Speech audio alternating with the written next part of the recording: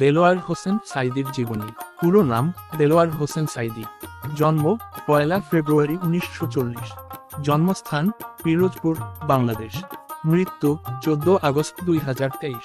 পরিচিতি: দেলোয়ার হোসেন সাঈদী বাংলাদেশের একজন ইসলামী ধর্মপ্রচারক ও রাজনীতিবিদ ছিলেন।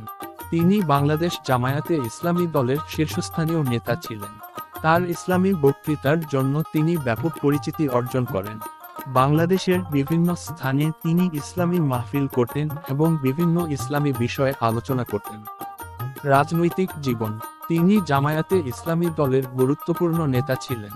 2010 সালে আন্তর্জাতিক অপরাধ ট্রাইব্যুনালে তার বিরুদ্ধে 1971 সালের মুক্তিযুদ্ধকালীন মানবতাবিরোধী অপরাধের অভিযোগ আনা হয়।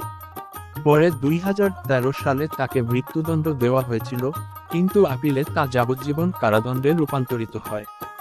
সাহিত্যিক অবদান: তিনি ইসলামী বিষয়ক কিছু বই ও লিফলেট রচনা করেছিলেন, তবে তাকে মূলত কবি হিসেবে দেখা হয় না।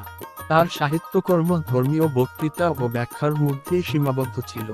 মৃত্যু: 2023 সালের 14 আগস্ট ঢাকা মেডিকেল কলেজ হাসপাতালের চিকিৎসাধীন অবস্থায় তার মৃত্যু হয়। সংক্ষেপে বলা যায়, তিনি ছিলেন একজন প্রভাবশালী ইসলামী বক্তা ও রাজনৈতিক ব্যক্তিত্ব, তবে তাকে কবি হিসেবে সাধারণত গণ্য করা হয় না।